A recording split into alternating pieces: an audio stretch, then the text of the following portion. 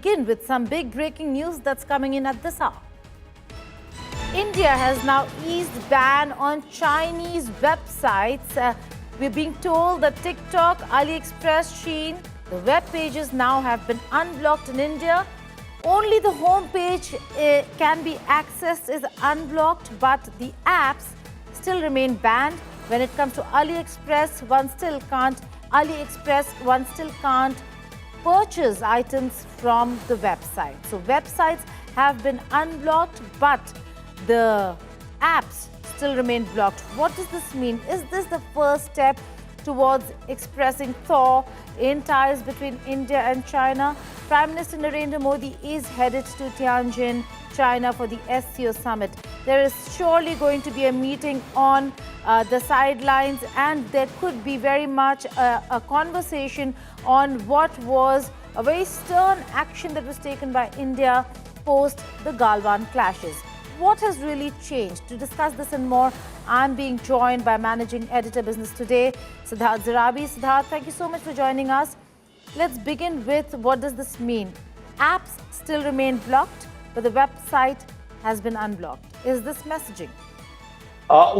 Very clearly, Geeta, we are waiting for official confirmation or more details either from the companies or from a government source. But what seems to have happened is over the past few hours, several users in India are saying that they are able to access the TikTok and the AliExpress website, not their apps. And this is not a feature that currently seems to have been rolled out for universal access across India. And that is why there is also a caveat to what we are discussing here, that as far as ISPs are concerned, we are still waiting to hear from all ISPs whether all of them have implemented this unblocking. There are several companies, but primarily TikTok and AliExpress, like you pointed out, what is available as on-ground information and from sources. There are some other popular Chinese websites which were part of the ban 5 years ago. We will wait to hear from them whether their web level access or their app level access will be restored. I imagine some clarity will come on this. But very clearly, if you recall that there were almost a dozen and a half Chinese websites, of which some of them were very, very prominent and some were not very prominent. And there were, of course, some fly-by-night operators as well. I hope they don't come back, Geeta. But it is clear that this may be part of the thaw, the India-China thaw that you and everybody else has been reporting on. Well, we'll talk about the Tianjin visit. But before that, Siddharth, and these are just preliminary reports. I myself tried to get onto the AliExpress. Pranay Upadhyay has also joined me, so we'll talk to him as well. But I myself tried to log on to the AliExpress website as also TikTok website, and I could, but it does not go beyond the homepage. I wouldn't know much about the apps because I didn't try that. It's been said and that the apps are still banned and are not and cannot be accessed. Having said that, Siddharth, it was in 2020 that the government cited security reasons for banning these websites and apps. What would have or could have changed for the website to now come on and be accessible to Indians in the country? Well, at that time, we all recall the background and the context for that very wide and sweeping ban.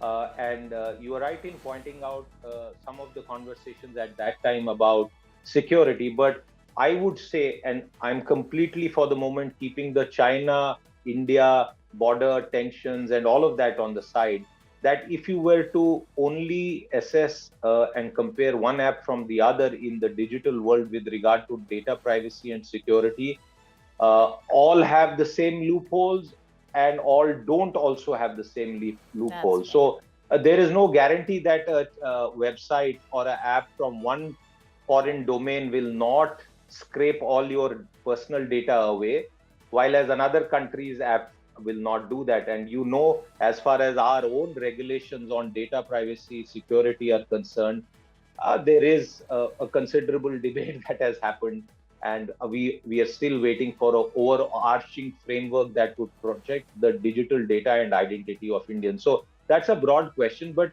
as far as Chinese apps are concerned, there were particular concerns. And before I toss it back to you, remember what happened in the United States and the ban on TikTok, and then how President Trump took a different view for it. So these are highly contentious matters where data, business, e-commerce, and politics always comes in. Right. Let's go across to Pranay Upadhyay, who covers the foreign beat. Pranay, before I go to what the government is saying, if they at all have reacted to your queries, the fact that White House is already on TikTok, they've already created a TikTok account or reopened their earlier account, however that works. And now we're looking at this from the Indian side. What's your reading? You are right, and I also endorse what Siddharth has said. That there are two sides of the argument as far as these websites are concerned, as far as these apps are concerned, and social media platforms are concerned. But India, in June 2020, when we banned TikTok, there were serious concerns, and it was shared with all of us that there are serious concerns regarding the privacy, regarding the data security, and many other aspects related to that of having them being of Chinese origin. But now we are yet to hear from the government. I have sent the queries to the Ministry of External Affairs as well as the Department of Telecom, METI, etc. But we are yet to hear from the government as regarding the official position that whether these websites have been blocked. You and we have checked just a while ago, Geeta. You know that beyond the homepage you cannot go, and also on the TikTok website when you access the homepage, there are notices available which clearly says that TikTok has been blocked by the government of India, and now they are trying to comply with the government regulation and their expectation, their requirement, and that process is still on. Most of the pages you cannot access on TikTok website, even if you can access the homepage. Beyond the homepage, you can't access other pages, and so is the case with AliExpress as well. You can browse AliExpress, but yes, as far as the the IPs are concerned, when IPs are blocked, then they remain blocked. You can't access the blocked IPs. If you are able to access the IPs, then there has to be some reason behind it. But before we can draw any inference or any conclusion to this thing, let us wait for the government the response on this thing, that whether these sites have been unblocked or this is yet another technical glitch, as it happened in case of post Operation Sindoor, when some of the Pakistani website and social media handles got unblocked. Right, Prana, I was just going to come to that. Explain to us the difference. We saw how Pakistani influencers and actors, their handles were blocked in India, and then suddenly they started unblocking or the handles started getting unblocked. To this, where a website, which is very different from accounts and handles on social media, being unblocked. This would be more deliberate, I suppose. Geeta, the difference remains that when you access any social media handle, say about like Twitter handle of or X handle of any entity, any individual, then it is being hosted by the platform, by the X, and when government asks X to block certain certain handle, then government has to provide the substantive reason why they have the service provider or the social media service provider blocks that, but they have to wait for the confirmation of it, and there is a stipulated period for that, say about like 6 months.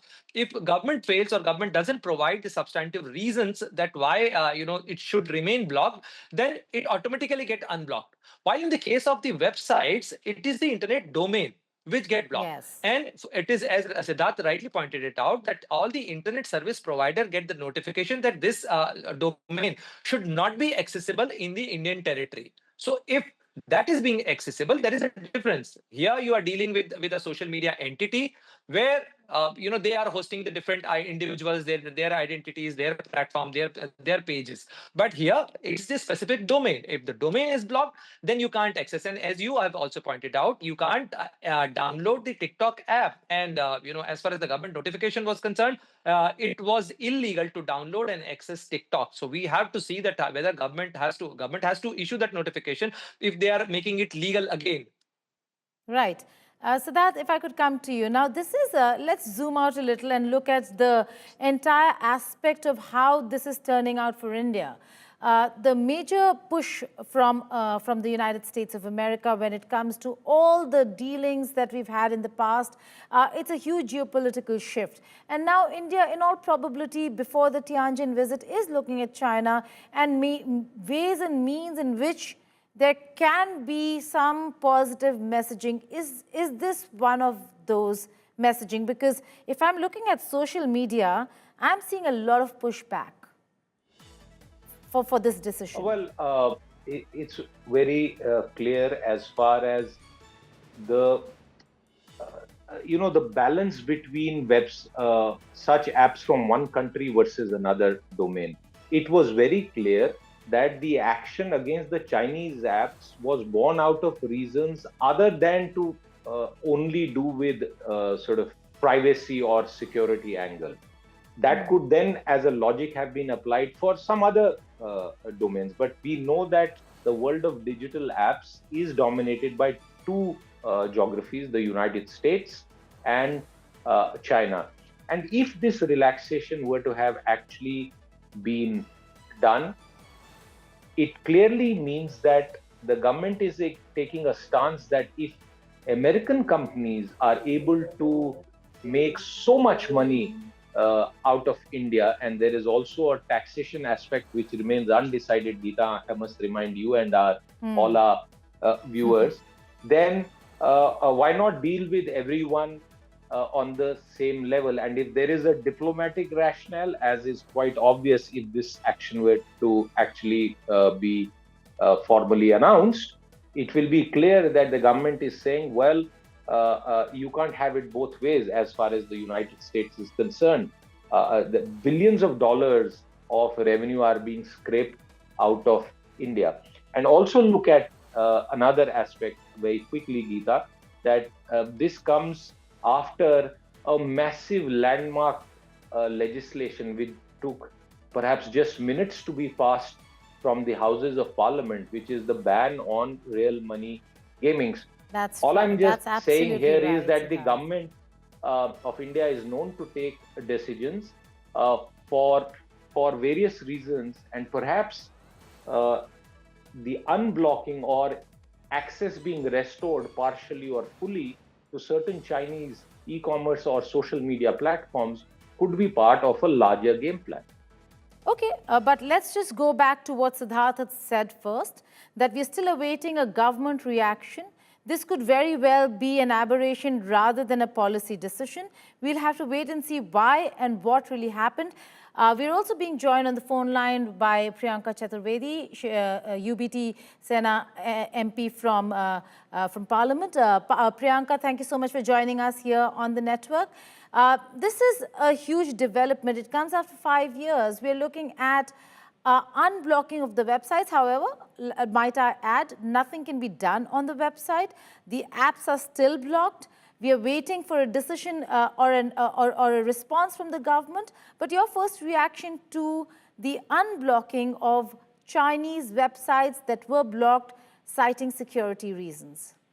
While I shall await a response from the government as far as this information is concerned, however, it is extremely concerning to note that our foreign policy decisions and our decisions with regards to apps, the security, the data mining aspect, the China aspect, the China interference aspect, has all been kept away just because now strategically we, in some manner, find ourselves aligned with China. I find this extremely concerning that we do not have a consistent policy with regards to what we feel on the security aspect of the digital space. Well, the world is talking about the data mining aspect of China and the Chinese-based apps. And we were the first countries to ban these apps. At that point in time, of course, there was an outrage about responding to Galwan Valley by banning these apps. And at a time when we have managed to safeguard our interests and national security interests for us to unban these apps, I find that extremely problematic. I'm hoping that the government of India would explain how are these policy decisions taken to ban and unban apps. We've seen this happen with Reuters. We've seen this with over 8,000 accounts across the world that were banned. But this is a concerning aspect. as to if we are even getting into a dialogue with China, does this compromise come as a part of that dialogue? Well, that's a very pertinent question you asked, Priyanka. We are awaiting a government reaction on that front. As also, I see a lot of reactions pouring in on social media. But let's wait and see why this actually happened before we jump our guns. Thank you so much for joining us, Priyanka Chaturvedi, Pranay Upadhyay, and Siddharth Zarabi.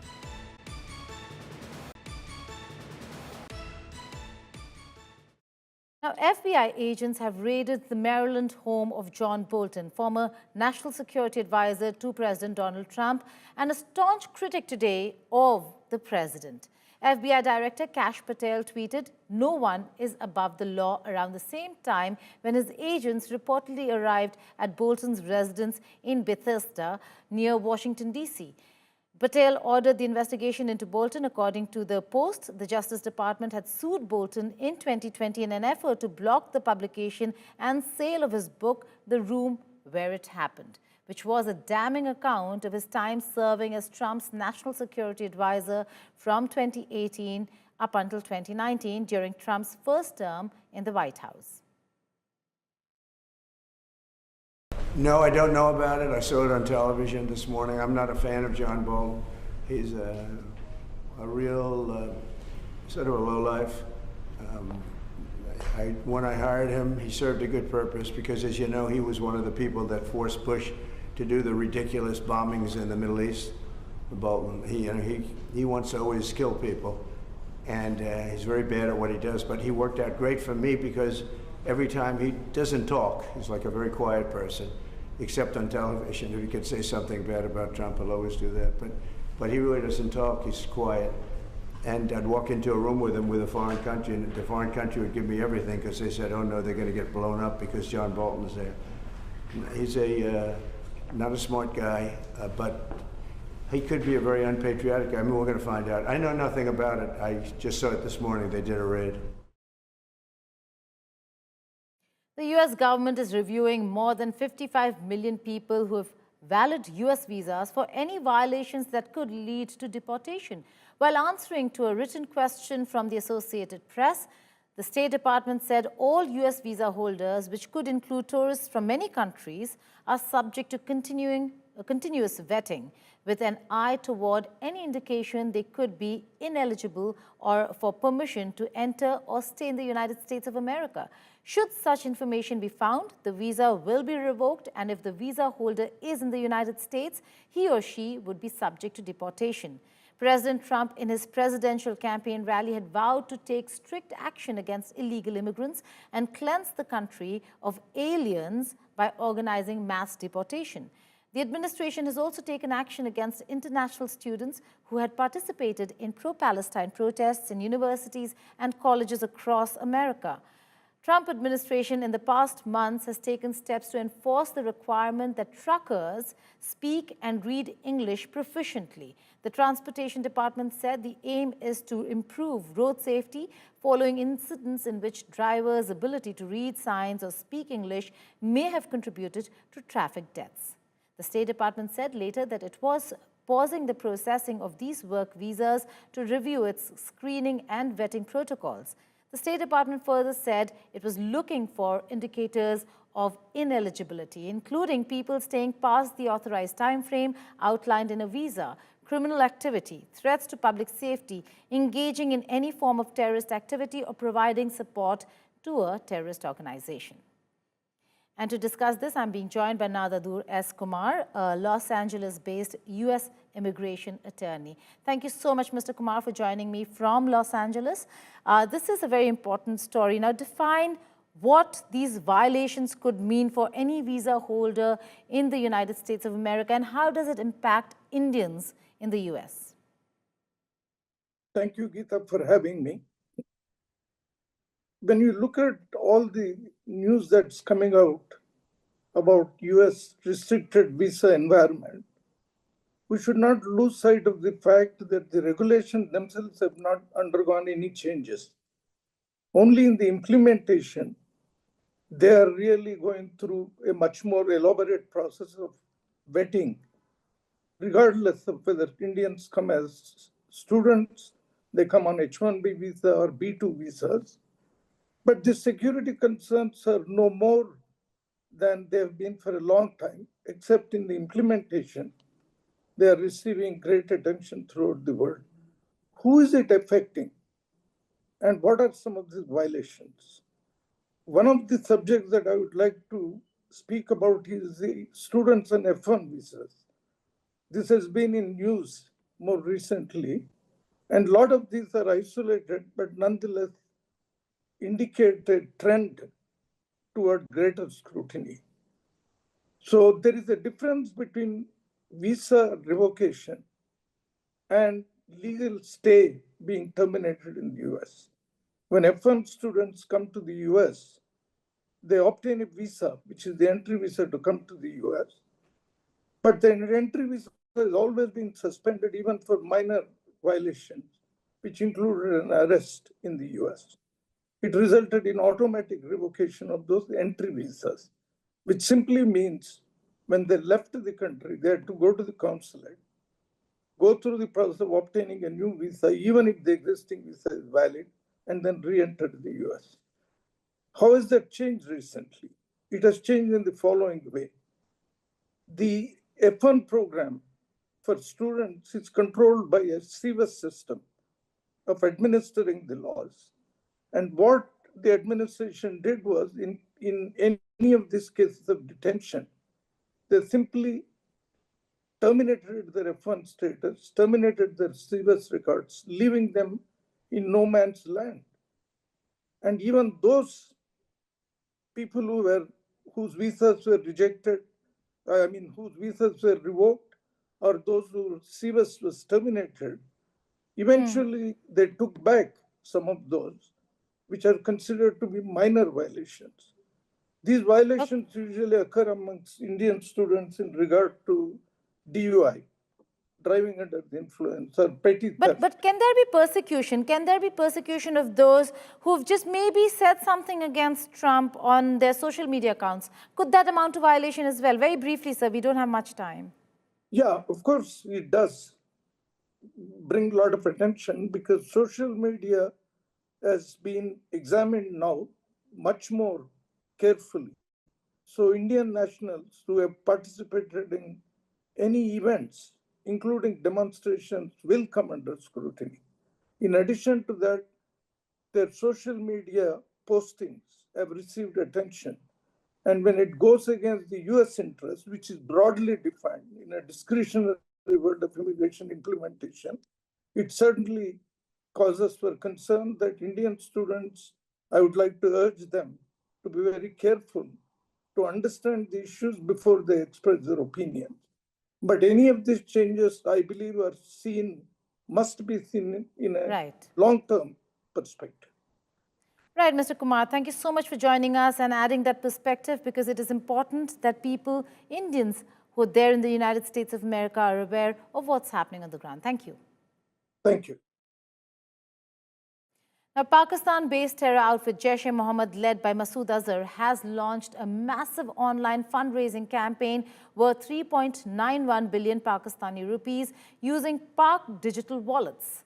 The terror outfit has bypassed international monitoring systems and exposed the hollowness of Islamabad's FATF compliance claims. That's the Financial Action Task Force, international financial watchdog. JAM is openly seeking donations through digital banking transaction platforms to rebuild its terror infrastructure destroyed during India's Operation Sindoor. Sources in the intelligence claim that the shift to digital fundraising came after Pakistan, under FATF pressure in 2019, announced it had frozen the JEM assets and put Azhar's family accounts under watch. This allowed the country to be removed from the FATF grey list in 2022.